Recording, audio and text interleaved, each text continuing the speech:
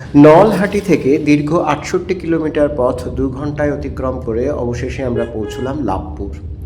আমাদের গন্তব্য ফুল্লরা শক্তিপীঠ। বাংলা সাহিত্যের যারা সমজদার তাদের কাছে এই লাভপুরের কিন্তু আরও একটি গুরুত্বপূর্ণ ব্যাপার আছে, কারণ এই লাভপুরই হচ্ছে প্রখ্যাত সাহিত্যিক তারাশঙ্কর বন্দ্যোপাধ্যায়ের জন্মস্থান। এই মন্দিরের পার্কিং লটটা কিন্তু বেশ বড়। পার্কিং লটে গাড়ি পার্ক করিয়ে আমরা চললাম মন্দির দর্শনের উদ্দেশ্যে।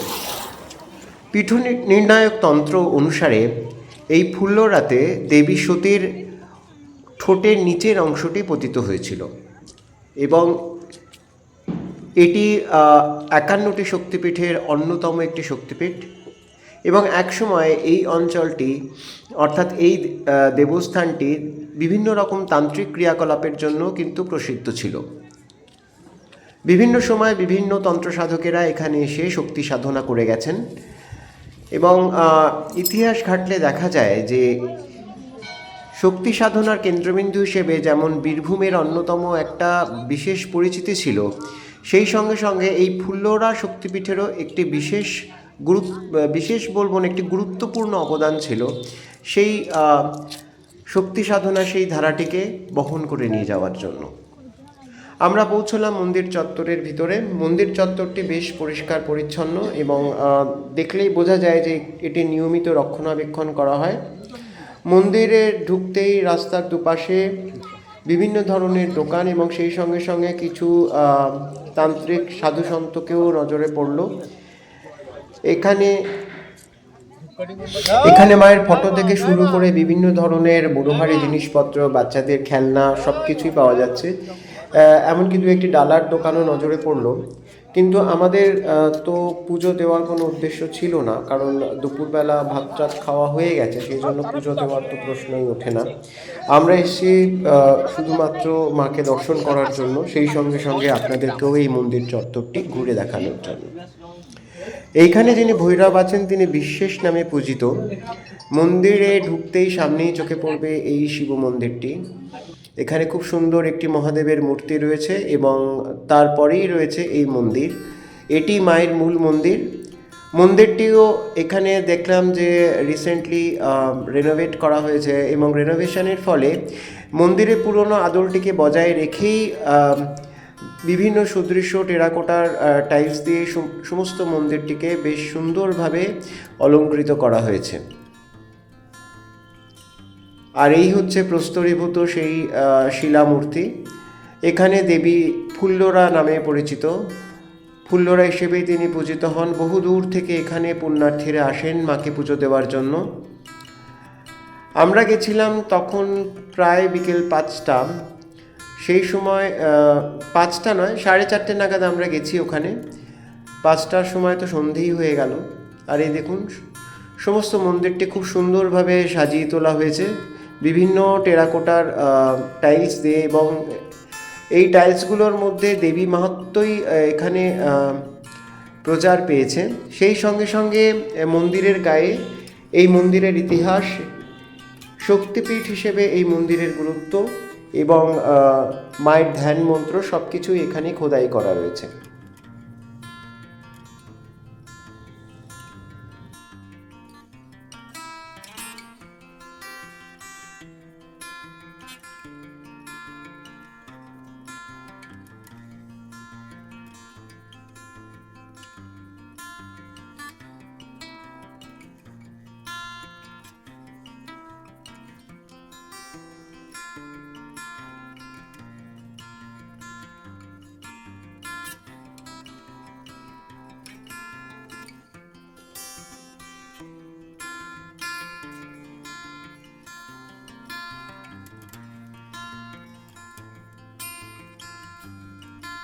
মন্দিরটি আয়তনে খুব একটা বড় নয়, কিন্তু চারপাশের এলাকা জুড়ে বেশ সমস্ত মন্দির প্রাঙ্গণটি কিন্তু আয়তনে বেশ বড়।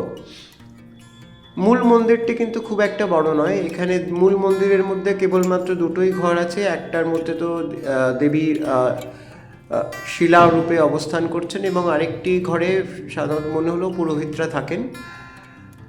আর মন্দিরের চারপাশটা বেশ সুন্দরভাবে সাজানো গোছানো। ভীষণই পরিষ্কার পরিচ্ছন্ন।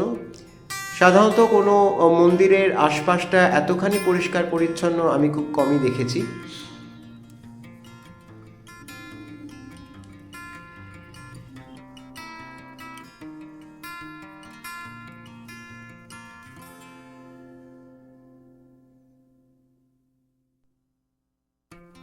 এটা দেখুন, এখানে শিবা অর্থাৎ দেবীর বাহন যে শিয়াল, তাদের এখানে ভোগ দেওয়া হয়, অর্থাৎ খেতে দেওয়া হয়।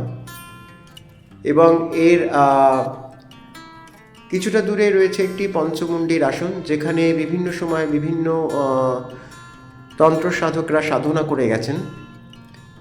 আপাতত এটি পুণ্যার্থীদের দর্শনের জন্য রয়েছে এবং এটি বাইরে থেকে তালাবন্ধ। ভেতরে ঢোকা বা এই বেদিটিকে স্পর্শ করার কোনো অধিকার নেই কারুর।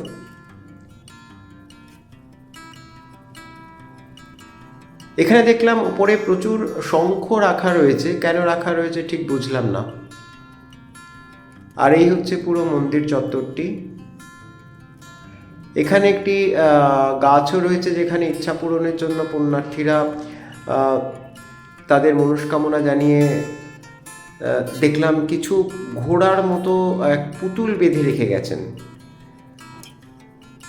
আমি এই বীরভূম বাঁকুড়ার বহু মন্দিরেই দেখেছি যে এই ধরনের ঘোড়াগুলোকে এরা দেবীর মানত বা ইচ্ছা পূরণের জন্য দেবীর প্রার্থনা স্বরূপ মন্দিরে লাল সুতো দিয়ে বেঁধে রেখে যান। এখানেও আমি সেটাই দেখলাম।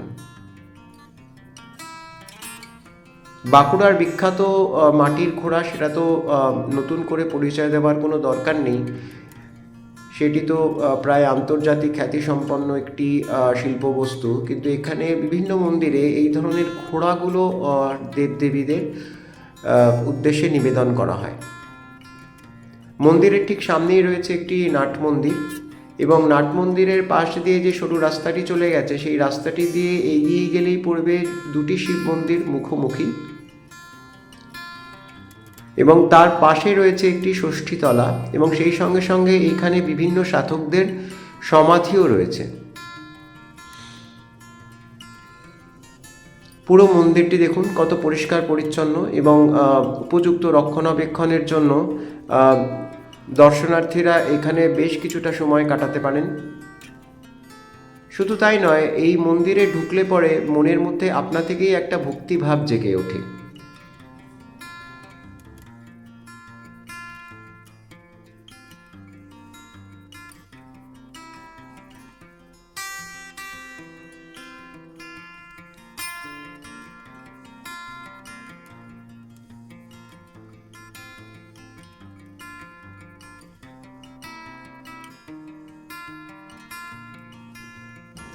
এই হচ্ছে এখানকার পূর্ণ পুকুর।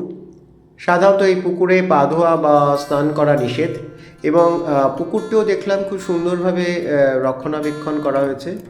এই যে যে দুটি শিব মন্দিরের কথা বলছিলাম, সেগুলি হচ্ছে এইগুলি। এখানে উপরে ওঠার কোনো ব্যবস্থা নেই। আর এই হচ্ছে ষষ্ঠীতলা, আর পাশে পাশে যে ছোট ছোট মাটির ওপর যে জিনিসগুলো দেখতে পাচ্ছেন চূড়া করা, সেগুলোই হচ্ছে বিভিন্ন মাতৃ সাধকদের সমাধি।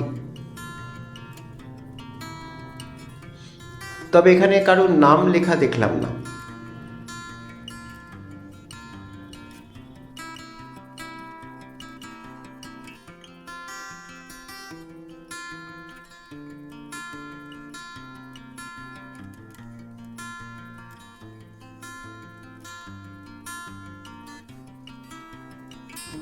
মন্দিরের চারপাশটা একেবারে সবুজে মোড়া, সুতরাং আপনারা ইচ্ছে করলে ঘুরে আসতেই পারেন এই জায়গাটি, খুব ভালো লাগবে।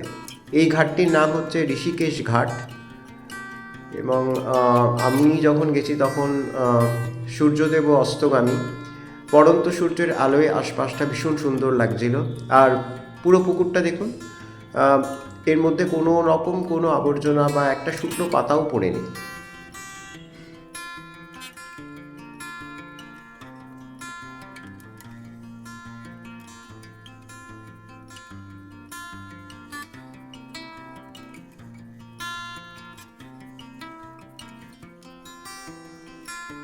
আমার এই নিবেদনটি যদি আপনাদের ভালো লেগে থাকে তাহলে চ্যানেলটি সাবস্ক্রাইব করে পাশে থাকার একটা ছোট্ট অনুরোধ রইল।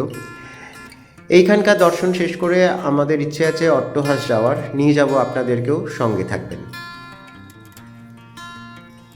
বীরভূমে যে শক্তিপীঠগুলি রয়েছে সেইগুলি ঠিক প্ল্যান করে যদি আপনি ঘুরতে পারেন তাহলে একদিনেই সব কটা ঘুরে দেখা যায়। আমাদের কিছুটা একটু উল্টো রাস্তায় আমরা চলে গেছিলাম, অর্থাৎ আকালিপুর এবং নলহাটি, এই দুটো কিন্তু নলহাটির সঙ্গে কিন্তু এগুলো একসঙ্গে ঘোরা যায় না, কারণ এদের মাঝখানের ডিস্টেন্সটা বেশ অনেকখানি বেশি। সাধারণত 4 থেকে 5টি শক্তিপীঠ একদিনে ঘুরে ফেলা যায়, তবে আমরা তো সেইভাবে প্ল্যান করেও আসিনি, দেখি পরের বার হয়তো চেষ্টা করব। দিনের পড়ন্ত আলোয় মন্দির এবং তার আশেপাশের পরিবেশটা আরও মায়াময় হয়ে উঠছিল, কিন্তু হাতে আর বেশি সময় নেই, আমাদের মন্দির থেকে বেরিয়ে যেতে হবে। তাই মাকে আরও একবার প্রণাম জানিয়ে আমরা বিদায় নিলাম। মা আপনাদের সবাইকে ভালো রাখুন, সুস্থ রাখুন এবং আপনাদের সমস্ত মনের যে সমস্ত ইচ্ছেগুলো আছে, সুপ্ত ইচ্ছেগুলো আছে, সেগুলোও পূরণ করুন। সবাই ভালো থাকবেন, সুস্থ থাকবেন, আনন্দে থাকবেন। দেখা হচ্ছে খুব শিগগিরই।